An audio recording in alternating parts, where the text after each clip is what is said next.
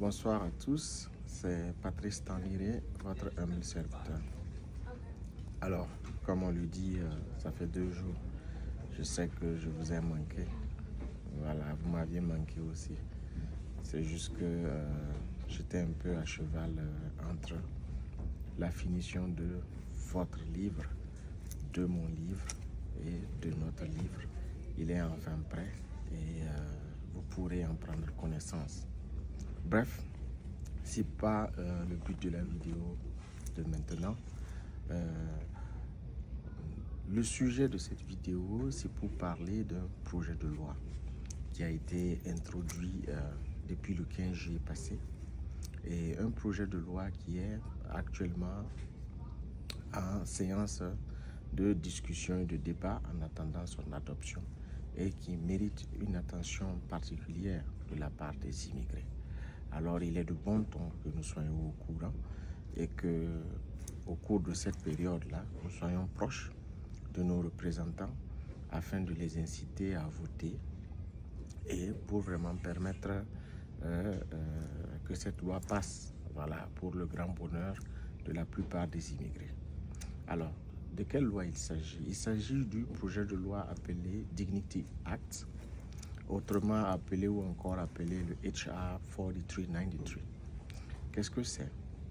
C'est un projet de loi qui a été introduit par 2 représentantes, à savoir celle de la Floride et celle du Texas, Escobar. Voilà.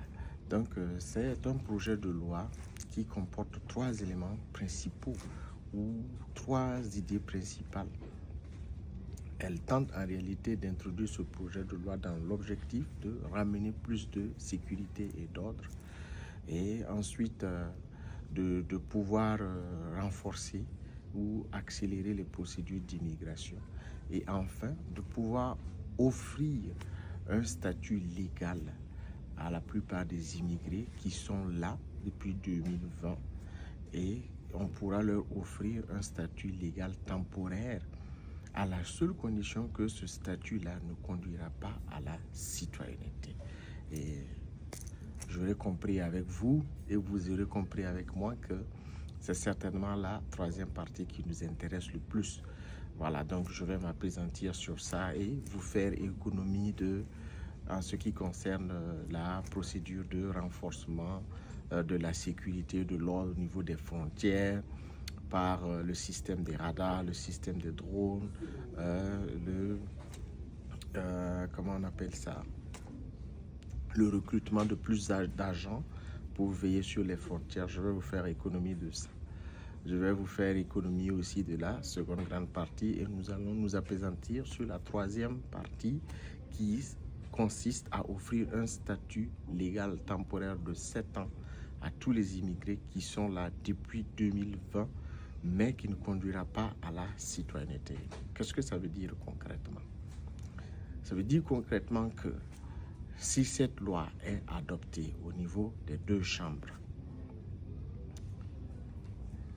un statut légal de 7 ans sera accordé aux immigrés qui sont là depuis 2020, seulement que ce statut-là ne leur conduira pas à la citoyenneté.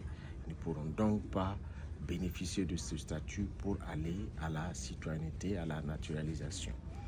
Et une fois que tu bénéficies de ce statut, tu seras appelé ce qu'on appelle dignity status. Voilà, donc ça sera ça ton statut. Et qui sera, l'obtention de ce statut-là est soumise à plusieurs conditions, parmi lesquelles vous savez très bien le background, c'est-à-dire le casier judiciaire, quel est ton passé judiciaire, tes antécédents judiciaires, et parmi lesquels aussi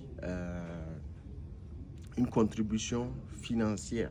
C'est pour dire qu'autour de cette année-là, la contribution financière peut aller jusqu'à 7 000 $. Voilà. Donc ce sont entre autres autant de conditions. Voilà. Et il faudra aussi permanemment se présenter au niveau des autorités et bien d'autres conditions. Voilà.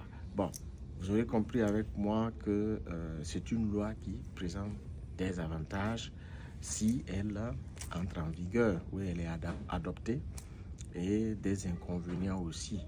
Voilà, parce qu'il faut dire que l'un des avantages principaux pour les États-Unis, c'est qu'en réalité, c'est un projet qui sera financé sans la contribution du contribuable américain. Ça veut donc dire que c'est un projet qui va s'autofinancer de par les frais initiaux que les immigrants vont contribuer et les frais au cours de leur statut de 7 ans-là.